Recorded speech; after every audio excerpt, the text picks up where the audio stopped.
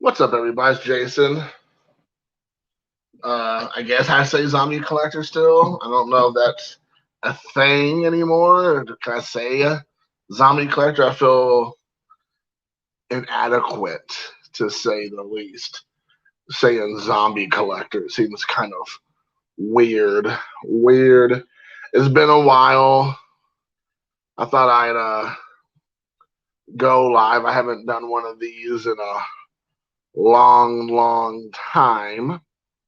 So I thought I'd go live for a bit, show off some stuff I've gotten through recent pickups, talk about life and some topics, and no real purpose, so to speak. So I'm sure it'll just kind of be like all over the place, and that's fine. This is more for posterity's sake. Just talking about just life in general and what's going on with me. So there's been some big decisions in the Payne household, I should say. Uh, Something that it's been pretty what's the best way to say it? It's been maybe a hard decision, I guess. I mean that's probably true. It's a hard decision to make because of the circumstances surrounding the situation. And so if you all have kids and if your kids play competitive sports, it's very important for them to be, connected with, as the best people, the best parents, the best coaches, the best organization, of course, the best kind of kids, and you look for that, and when you find it, if you find it, it's a big deal, and it's awesome because you can build off of that for the future for your child or for your children. And uh, my son has been playing travel baseball for the last, what, 8, 9, 10, 11, 12, 5 years, I guess, 6 years travel baseball basically since he was about 8. He's going on 13 this year, so yeah, 5 years. And he's been with the same team, with the same organization from the beginning. And I just thought I'd just throw this out there. This probably isn't for nobody, but for myself and for for my son maybe one day or whatever. But I thought it would be cool to kind of just talk about my thought process. Now, I think anybody who ever has kids and they have kids that are in competitive, like I said, sports, it's something you struggle with, which is trying to encourage your child, trying to support your kid to be an advocate for your child, but at the same time set realistic expectation and goals, and also try to give them the best opportunity to continue to grow in their abilities. And if you feel like it's been stifled either because of their own ability or maybe their lack of ability or because of the organization or where your views of what they're able to do is not being met by the coaching staff or by the organization. You got to make that decision, but also you got to talk to your child to see what they want to do, because ultimately, hey, what's up, Dr. Exclusive, what up, Joe? So it's a very interesting thing. It's like a tightrope you have to walk, because a lot of these people are like family, especially for us, because we live in an area that we're not from. We're not from the area we live in, not at all. We came here for work essentially, and then we've stayed since, and it's a wonderful area. The people are great, the parents are great, the kids are great. The school systems, for the most part, are have been really good, and so we're happy. But the one thing that you do find yourself in a lot of times is that when it's a small town and you're not from the small town, unless your kid is exceptional, I mean, just talent that's just a blind man could see. Ray Charles, playing the piano could see it. Um, you're gonna have to go up against a lot of name recognition and a good old boy system, and And it's unfortunate, but it's the reality. And you can find this anywhere. This is not unique to this area whatsoever. You can go anywhere in the United States, dare I say Canada, doctor exclusive, and run into the same situation. And, I know that a lot of times people get hung up on, well, how well is the team doing? If the team's doing well, then, if they're just like killing it, then why would you want to leave the team? Because a lot of times for parents, especially travel ball parents, they spend a lot of money to be successful, for their kids to be successful. And if the organization is a success, they're winning games, they're winning tournaments, they have a pretty big win record versus a loss record. A lot of times that translates into happy parents and happy kids and happy coaches, happy organization. But if your kid's not really able to continue to grow and they're kind of being stifled, either again because of their lack of ability to get opportunity, or the coaches feel that there's other players that have more promise, let's say, than your kid. Our teams are winning, the teams might be winning, but your kid's not really growing. And I think for me, that's really what it boiled down to. And I've said things to my son in the past about, are you happy playing where we're at? And of course, when they're younger, it's all about playing with your buddies. It doesn't compute that you're not getting any better by playing with your friends if the coaches and it's a lot of daddy ball is only making sure their kids get the most opportunities and everybody else has to play second fiddle to their children. And it's already bad enough when there's a couple coaches. And in our situation, we have literally like 5 coaches at any given time. And we have a couple wannabe dads who want to be coaches also. So they're like literally, in the wings, like, right in the gap of the fence in the field, trying to push their way onto the field as a coach too. And it is what it is, and I'm not throwing shade at anybody. I mean, you want to see your kids succeed, and you're passionate about it. And it took me a long time to kind of like understand, hey, what up, appreciate you popping in, Mike. It took me a long time to understand, to take a step back, because you got to know what works for your kid. Everybody knows what works for one kid won't work for the other kid a lot of times. If you ever work in the school system or work with kids in general, and I know kids, you know that certain things work with kids that might not work with others. So I had to learn, luckily I learned in the last couple of years what works for my son.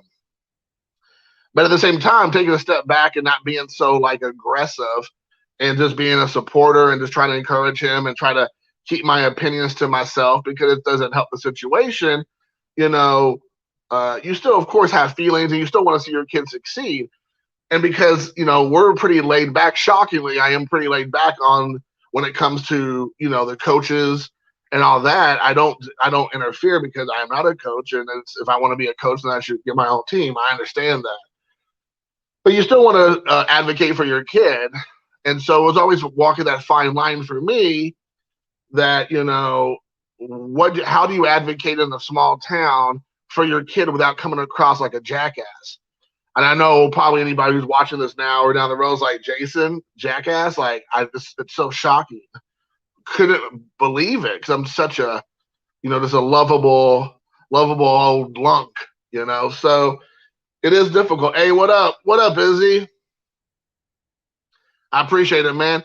And I do want to say, just because it is, I know I'm kind of like, talking and just kind of just, meandering through this conversation. Luka's fine. The team's fine. And I don't want to make it sound like this is some kind of like, obituary for travel baseball in this case. Not at all. Not at all. I'm not saying that. I'm just kind of just sharing my thoughts and my insights and my own personal feelings. But it is frustrating when you think that your kid, I know my kid's not the all-star, or, the superstar, the megastar of the team. I definitely know that. But I also don't think he is the one who should be playing second, sometimes third fiddle to, the coaches' kids who are always getting more opportunity. And then, the argument is, and I shared this with, with the coach and other people who asked, was that, The coaches can always say, well, I don't think your kid as good as this other kid or these other kids. And I'm like, and like they're better at such and such position, or they're better. They're more athletic. I heard recently, and I'm like, well, the reason why the case is because my kid's not getting the same opportunity to play. You have a kid play the same position, let's say 40 or 50 innings over the course of a couple years or whatever, maybe even more. And then you ask my son to play the same position 3 or 4 innings. Well, of course, he's not going to look maybe as athletic or maybe not as comfortable or confident at that position. And I think that, and I mean, and then again, it's reality. You're going to fall back on when you have 4 or 5 other guys in the dugout with you talking about their own kids. Then you're going to take those people and listen to what they have to say. They're your coaches, that you pick them to be your coaches for whatever reasons, and that's what you're going to go with. And can I say that I would do the same thing? I would like to think I wouldn't, but I'm not in that situation. But I'm also a very honest person, and I'm the first one to say, let's say the hitting might not be there for my son, and I'm like, he's batting where he's supposed to be, and I would never claim otherwise. I don't say, well, why is my son not batting like 5th or 2nd or even 7th or 8th or any of that? I feel like that he is batting where he's supposed to bat. But being honest sometimes and for yourself and for your situation, the other person can't be equally as honest, I think, in other areas, because you can't equate one area maybe weaker than the other. So you're thinking, well, across the board, it's 100% the same outcome, just because maybe they're struggling at the plate or maybe not as confident at the plate, or vice versa. They're really confident at the plate, but their defense sucks. It could go either way. And sometimes it goes, people get hung up on a kid hitting the ball really well as translates into their better at defense, and they should always they should have more opportunity at said position.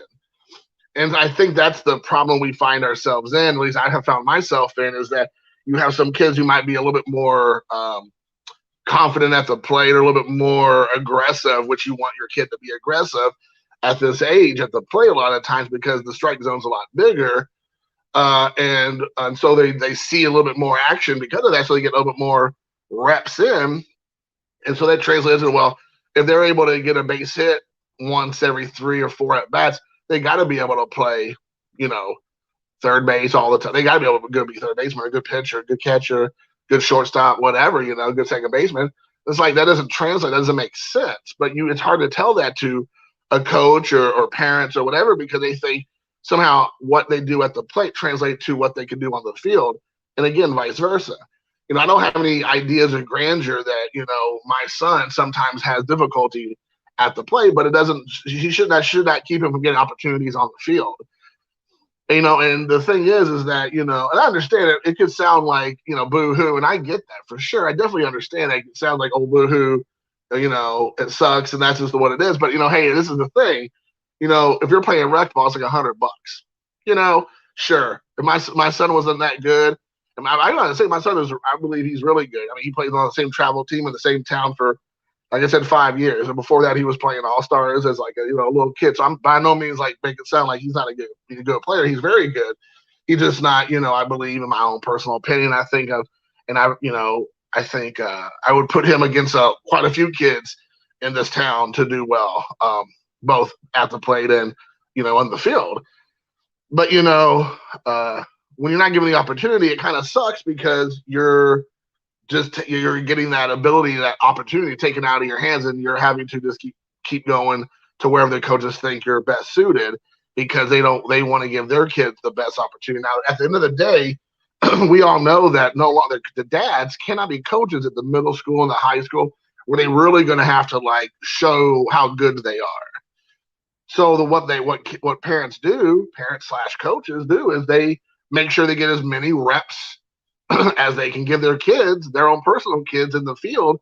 So when they're no longer the one who is determining their track, their future on the field, and they have the best opportunity, the best leg up to do well in the middle school and the high school and so on and so forth. I understand that. I mean, Like I'm not like unlocking any mystery box here. Like I understand that you're going to, if your son is mediocre to above mediocre and he's good, and maybe even let's say he's above good, and you have a couple other kids who are just as good, if not even better, but you want to get your kid as many opportunities to be seen at whatever position or whatever spot on the lineup, you're going to do that because when it gets taken out of your hands and you're no longer the coach, you're no longer the one who can create this path for them, they're going to have the best leg up. And so, you know, to, so, this year, my son had finally brought it, he finally decided on his own without me even bringing it up that he wanted to look at other options and other opportunities because he started realizing that he wasn't getting the same chances and same opportunities as his teammates. We talked about that. I mean, like I said, the kids understand. I mean, kids now, he's 12 years old, going to be 13 this year. I mean, kids don't need to have their mommy and daddy tell them, well, you're not getting a fair shake. They can figure that out now. Now, before that was not the case. And like I said, I would sometimes just bring up like, hey, what's your thoughts? Because he'll your kids, they'll be disappointed, they'll be sad, they'll be excited, they'll be happy, whatever. He would share things and I would bring up, a year or so ago, 2 years ago, but especially about a year ago when it was becoming more evident, and he was like, I always feel like I never get the opportunity to play other places. And I'm like, yeah, I understand, buddy. I'm like, you want to go try somewhere else and just give it a shot to somewhere else? He's like, oh, no. No, and I've talked to so many parents, and I'm sure people who are listening right now and people who might listen later will say, yeah, their kid will never sign off on leaving the team because that's all they've ever known. And like I said, like when it's a town team and the community you live in, they're not just your teammates, they're your friends, they're your buddies, they're your best friends. And it's hard to explain, like, just because if you leave or in some cases get cut from a team, that doesn't mean that they stop being your friends, and that doesn't mean you stop seeing them at school or seeing them in other sports or whatever. And it's kind of hard to understand that concept. But my son, this year he came to me and his mother and was like saying, he was very frustrated and felt, that he was not getting a fair opportunity to play, and he felt he was as good, if not better, than some other kid on the team. And we talked about it. I mean, I'm always been a very honest parent to my son. I never try to like sugarcoat too much with them because I just feel like it doesn't help your kid. I mean, of course, some things, yes, of course. But I think if you're talking about, when you're talking about sports, when it's very cutthroat, when it's very much political in a lot of ways, you have to just be straight up with your kid at the level they're at. Of course, I'm not going to get deep into the weeds when he's like 7 or 8. Well, we're middle school age when he's going into 7th grade this year. I mean, you got to be a little bit more honest with your kid about the reality of what you're looking at. And we talked about that. And, I said, buddy, well, if you think this year, because last year was weird because of COVID. So I don't really want to base off any real decisions off of that, even though last year was, a prelude to this year, essentially.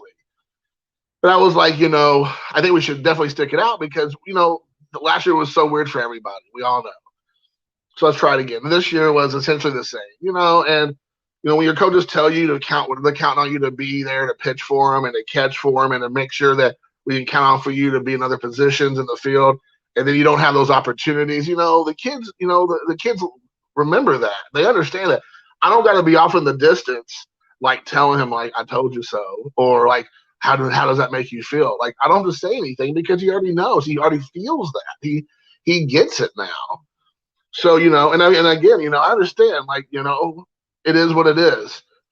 A lot of times a lot of times coaches don't either A, see it like that, or B, they just don't care. And you can take either or, and that's fine. I mean, again, they don't care. They care about what their kids are going to do and have their opportunities, and they don't care about the other kids as much because, of course, they love the kids and they want to see them be successful. They want them to be successful because it helps the team. I mean, it's not like they go in there and go, I hope this kid completely just tanks because how's that going to help us? I totally understand that. But at the end of the day, they're gonna give, because it's human nature, the benefit of the doubt and more opportunity to their own kid. And like I said, when it's just a couple of coaches, it's no big deal. But when it's 5 and you only hit 9 spots on the field, last time I checked, it becomes somewhat problematic to find a way to get your kid in there more frequently and to see other options,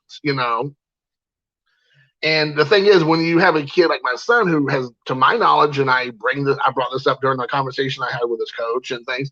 I'm like, well, what did he do? Has he ever made any mistakes, egregious mistakes or multiple mistakes? Because kids always make mistakes at other positions, and nothing really could be said. Nothing more than anybody else, and I dare say way less than lots of other kids who continue to get those opportunities. So nothing was able to be explained on that because, again, they understand that there's no argument there. They're like, yeah, I guess that's true. And, there's even a part that I feel like when we had this conversation, they're like, yeah, well, I didn't give him as much of opportunity as I thought I should. Maybe I should have. And maybe that's why he doesn't have as much confidence, well, not confidence, but I don't feel like he's as a best fit for XYZ position, and it's hard, and it's hard as a parent because, especially me, again, it goes back to the small town. I'm a little bit of a fiery individual. I wear my feelings on my sleeve. People know where I stand on things, and I don't care about the blowback for myself because I'm a big boy and I can handle the blowback. But for Luka, you go too far in the deep end on that scenario, it could affect your kid for his future in the town you live in. So you have to be I don't know what's the word I'm looking for, but you have to pump your brakes, so to speak. You have to be very that's not the word I'm looking for, but you have to be very mindful, let's say, of how you approach people. And the way, and I mean, like I said, and sometimes, especially when you're dealing with so many, and I mean, I do have to say, like I said, the staff has been awesome to my son, especially the head coach. I love him like a brother. He's a great guy. He's treated Luka like a son. He was his coach back when he was still like playing rec ball. He brought Luka onto the team years ago and kept him on the team and given Luka lots of opportunities. So I don't want to make it sound like it's like I'm poo-pooing or anything. Not at all. Not at all. I mean, great guy, great family, great kids. I mean, all around. But like I said, for me, at the end of the day, it's just, you're advocating for your kids. So it's not as much as about, it's definitely disappointing and frustrating, but it's not like anger or being pissed off or anything like that. It's just, you just advocate for your kid, and any parent would do that. And when you see that the writing's on the wall that your kid's not going to get the same opportunities as the other kids on the team because their dad's in positions of power on a baseball team and there are 5 coaches and all this kind of stuff. And then you have a lot of like connecting people where they're like good buddies and pals outside of the baseball field. They knew each other since they were like knee high to a toadstool. They played on the same football team in the town they grew up in, the same basketball team or whatever. It's you're on the outside looking in. You're just like, hey, let me in here, man. And it's not because I want to be your friends. Not because I want to hang out and have a beer with you. I just want my son to have a fair opportunity, a fair shake. I don't need a bunch of, fake friendships just so I can try to like buddy up to the bar so my son can get some playing time. Like, that's not who I am. Like, I'm an authentic person, probably to a fault, because people probably are like, this guy is, like I said, a complete jagoff. But it's like, I just don't care what people think about me. I've never have and I never will. But I do have to be somewhat, mindful of that because of my son. So, like I said, at the end of the day, I was just looking out for opportunity for him. And, he came up to me and said, hey, Dad, I want to look at other options. I was like, hey, man, once you do this, dude, once we tell your coach, because it's the right thing to do is to tell the coach as early as possible because they got to fill the vacancies with new players and new kids. We can't just drag this thing out. And once you tell them, you can't take it back. And you have to understand that you're going to get cut indirectly then because they're going to have to find guaranteed players. And you can't give them like a little carrot dangling and go, oh, maybe I'll come back, because they can't work on maybes. They have to go on, like for sure things. And so, we talked to his mom and him and I talked, and he said he was for sure he wanted to do it. So we talked. I said, before we do that, let me talk to the coach and let's see what he says and see what his thoughts are. Because again, he's more like a friend than he is a coach. I gotta say, this guy is a stand-up guy. I mean, like I said, I would do anything for him. He's just, salt of the earth dude, and I really appreciate everything he's ever done for my son. Without a doubt. And so, but I asked him, and him and I have always been able to be honest with each other. And I think I appreciate that because he's even asked me multiple times over the years, like, hey, I'm thinking about saying this or doing this with the team, Jason. I know you're a straight shooter. You'll tell me the truth. Here's the situation. What do you think? What do you think the outcome will be? What do you think people will feel like or think? How you feel about it? And I'll tell him the truth. And he's like, man, I knew I could come to you and ask you because you're not going to mince words. And I'm like, of course. Now, if anything, I can be honest, like I said, to a fault. And so so I talked to him. I said, hey, man, here's the situation. This is what we're seeing. This is what we're feeling. This is how my son's feeling and looking at. I need to know your honest opinion. Like, what do you see for him in the future on this team? Your thoughts, and he shared with them, which is what I've already alluded to, that he doesn't see him really have an opportunity to play much anywhere else except only the outfield, and that's essentially it because of his views of that, well, these other kids are playing because they're supposedly better, and he used the word athletic. But again, I would say that's definitely not true. Without a doubt. And I told him, of course, this is another thing I would have said behind his back or whatever. I said, we'll have to agree to disagree. I think that is not at all the case. And I think, not giving the opportunity to a kid for years and only pepper in an opportunity here and there, he's not going to be as polished as a kid who's had, like I said, 40, 50 innings, maybe more at the same position where, my son's had like maybe a half a dozen in a position or whatever. And, or like one out of a 6-inning game, extrapolate that over like 10 games. But other kid or other multiple, one or two kids have the other 5 innings in that same position extrapolated over 10 or 15 games. And then you do that over 2 or 3 months, 4 months, a couple of years, and you see how the math works itself out. And, it'd be different if he was like, couldn't handle it. And again, the batting stuff, like I said, I feel like this year, for sure, he's had a little bit better of a batting, I think, this year than last year. But it's still not, I feel like like a lot of kids, they get in their heads and they give up a lot of times before they even get up to the plate or they think they're going to be overpowered. It takes a special kid to walk in there, and I see it all the time, who's super confident, ready to hit. And that's not just goes for our team. That goes for a lot of teams I've seen over the years. And this year, like you have some kids that go in there, they're just ready to hit. Like they feel like they are 100% ready to go. And it's a cool thing to see because they go in there and they're swinging for the fences, and it's cool to see that. But you have other kids that are not as confident and they feel like, a kid who's throwing at this age that's hitting in like the mid to high 60s. It's just way overpowering for them. And so they get super intimidated and they're already like giving up before they walk in the plate, or they swing at a bad pitch and they're already like in their heads, like, or I'm striking out. And I asked the coach, I said, well, how's Luka's batting average? And, his batting average wasn't that, it was like about like what we call the Mendoza line, right?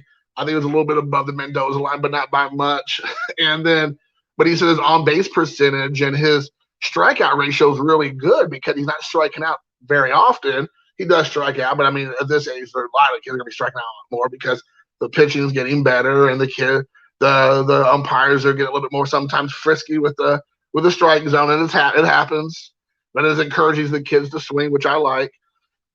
But his ability to get the bat on the ball is pretty good actually, and he usually can get the bat on the ball. But of course, he's not hitting hard because he's in his head, which you can't unteach that, unfortunately. So anyways, with all that being said, he was like, I'm not saying anything about like, well, like I said at the beginning about the batting. But it is frustrating when you're not talking about the batting, but people equate the batting with the field work, and it's not the same thing, not at all. And we all know there's plenty of Hall of Famers, and I'm by no means putting my son in the same league as baseball Hall of Famers, but you can talk about like Ozzie Smiths and the Barry Larkins of the world and things like that. If you think about, and they're not really known for their bat, they're more known for their defense and how awesome they were in the field. And that's the things I think about is like, but when you're at this level, they just get so hung up on the batting average. And in some ways, it's like, it's a frustrating part of the process because it's like the boogeyman that pops out of the closet all the time. That was like, oh, well, your son's pretty natural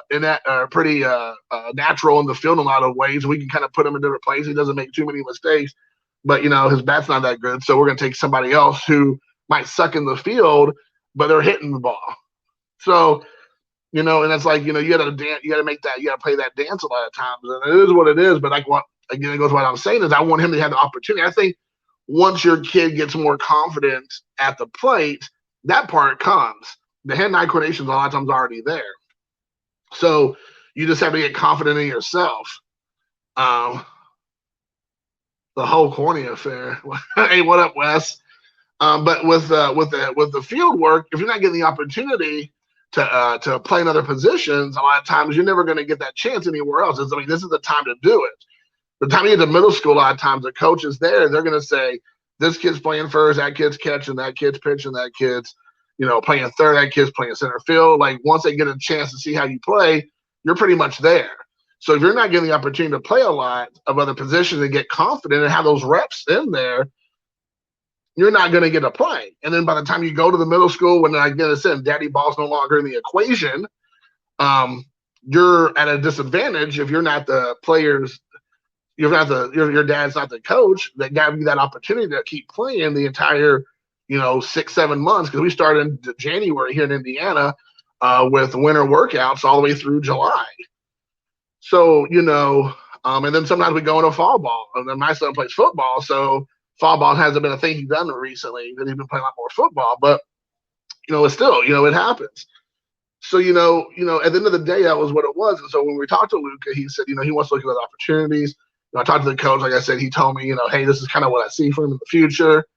And I completely respected the coach. I mean so many coaches tell the parents what they want to hear, and that's the one good thing about it. Such an open and honest conversation I had with his coach, because he was just a straight shooter with me. And that's all I asked for. I don't need people to worry about my feelings or like tiptoe around, a topic or something. Like just be straight with me. Like I think as a country, as a people now in America, a lot of times people are so scared to hurt somebody's feelings. Especially Wes, who wants to put White Castles. He wants to put a special sauce and flavor on some White Castles and serve them to people. Unexpectedly, but people just get so people are scared to be honest with people nowadays. So I really appreciated his coach being honest with me about that, and saying like, hey man, this is what we're looking at, this is what we feel, and I'm glad, because if he didn't tell me that, if he would have told me what I wanted to hear, and then the whole thing played over again, I don't know if I would have been able to be as cool and calm and collected as I am today talking about it, because I felt like he would have lied to my face. No one wants to be lied to, no one likes to be lied to. So that's kind of the thing. And I've got some questions or some statements up here, so I'm sorry. I want to go back and look. I do apologize. So Joe, his favorite position, honestly, I would say he likes to catch. He likes third base. He likes the outfield. I mean, he does. I mean, and for he does like the outfield. He's pretty good at the outfield. I mean, he hasn't. I mean, like I said, all the kids at any given time make mistakes. He's no Gold Glover, not quite yet. Maybe more like Danny Glover, but not a Gold Glover out there. So I mean, he makes a mistake here and there, but honestly, it's few and far between. And usually, when he makes a mistake, like he immediately tries to correct the mistake, and then moving forward gets better. And it tries to rectify said mistake. He's not the kind of kid which you see a lot at this age. Once they make a mistake at the plate or in the field, they're in their head rest of the time. Everything, their head's down, their body language is awful. They're like already given up, and that's not Luka. Luka's not like that. He makes a mistake and he's like, oh my gosh, like you can tell he's just like frustrated, but he just powers through it, and then tries to have the next opportunity he gets to not make a mistake. And so that's good to see that, because he's mentally tough. Whereas a lot of other kids kind of get wonky afterwards, and then it's, you can't, whatever parent and coach can try to tell you, it doesn't do them any good, because the kid's already checked out. They're like, I'm terrible, I'm awful, I'm no good. And it's not true. They made a mistake. We all make mistakes. Unfortunately, we put unnecessary pressure on these poor kids, and they feel like the whole world's on their shoulders. And that's why I've had to take a step back, because I used to be that parent who was always up against the fence, yelling, come on, Luka, you do this, I'll do that, do this, swing at that ball, catch that ball, throw that over there. And I was just not helping. That's not helping the situation. And we have so many parents, not just on our team, but every team under the sun that does that. And it's just, I feel like it's just a real, now that on the outside looking in more, it's such a disadvantage, because they're being yelled at by their teammates, by their coaches, now by their parents, by their grandparents. It's just like everybody's yelling at these poor kids. It's no wonder they make mistakes half the time or not know what to do, because there's one thing they should be doing, but they're being told to do something 5 different ways. And then how can anybody do that, let alone a 12-year-old, 11-year-old, 13? I mean, it takes a while for a kid to process that. And we're like all over these poor kids sometimes. So I've really taken a step back and just trying to be supportive of Luka, and just be like I said, be an advocate and be a champion for him, than I am trying to like dog him. Like, and even though that's not what you're trying to do, but that's what it feels like to them. They're being dogged by their mom and dad because they're like, why aren't you doing it? Why don't you swing? And I approach things differently now. Of course, I am passionate, but I try to keep my passion somewhat close to the chest now when it involves him, because I don't want him to get too overwhelmed. And I feel like it has helped him, quite honestly, quite a lot more because of that. Oh, okay. Izzy, you went through a lot of that with Jacob. Yeah, I remember you talking. I think we talked about this a little bit before. Right. We may not care. I mean, I guess I could post. That's a good one, Izzy. So it says, we may not care what people think of us, but our kids are our kids. Right. And I mean, I 100% agree. I mean, that's what it boils down to. Your kid's your kid. You're going to advocate for your kid. You love your kids. I mean, every parent does. And like I said, I can't be upset or mad at a coach who wants to see their kid be successful, their own personal kid, because that's their kid. Why would you not? I mean, there's no sour grapes. It really isn't. I love the team. I love the parents. I love the coaches. They've been great. But I'm just saying this as like a parent who's been going through it over the years. And a lot of times I think a lot of us have been there, or we're going through it right now, or we will be going through it in the future. It is very important that I learned a hard lesson early on. Sometimes shooting from the hip cannot be the best thing to do, and having to be somewhat temperament to try to be hold that a little bit and not get so out of control with your thoughts and your feelings. Not let your feelings override your mouth, which I have had, as a lot of you all might know, I've had problems with in the past. I've been a lot more. I try to joke about the Jason 2.0, but it really has changed a lot. I've been a little bit more mellowed out in my old age. All this gray hair, this little thing. I got this alfalfa thing going on here, but it's been a little bit more like that. So yeah, I mean, that's kind of what it is. So with all that being said, it's we're talking about the opportunity to go somewhere else here locally, try out for a couple other different teams, see what that looks like. I told Luke, I was like, hey, there's no guarantees or promises by any of these other coaches or teams. You could try out for a half a dozen other teams. You don't make any of them, and you're playing rec ball next year. And he was like, okay. And that's the one good thing about my son, is that he's just happy to have the opportunity to play and just have a shot at it. I think that's what it really boils down to, is he just wants the same opportunity and chance that everybody else has. And so he's confident in himself and his ability, and I'm confident in him, and I think he will get an opportunity to play somewhere else. And maybe that chance, a different scenery, a change of scenery might be do him well. Those coaches can look at him and give him a look that the current coaches don't have on him, and I think that's good. That's what me and the coach talked about, which again just shows you that all he cares about is Luka's success. And I mean, that's the most powerful thing I got from the conversation I had with him and his coach, was that he just wants him to be successful. He wants him to be happy. He wants him to be successful. He wants him to see him strive and do better. And and if this is just some random coach on a random team, I would just that's just like the lip service they tell every parent. But knowing him, I mean, we've been to each other's houses. We hang out outside of work or outside of baseball with our kids. Our kids hang out at each other's houses all the time. We do stuff together as a team and just chat, like I said, and have beer together here and there. So I know I know he means what he says and not just paying the lip service, which I appreciate. So anyways, so that's kind of where we're at. I just kind of want to share that a little bit. I'm going to come back. I'm going to do this video. I'm going to leave it up. I'm going to come back and do a video because it's going to be about my most recent pawn shop pickups. So guys, I appreciate you all staying on and watching, but I'm going to do some movie stuff next. So until next time, guys, you got to keep it shocking the world.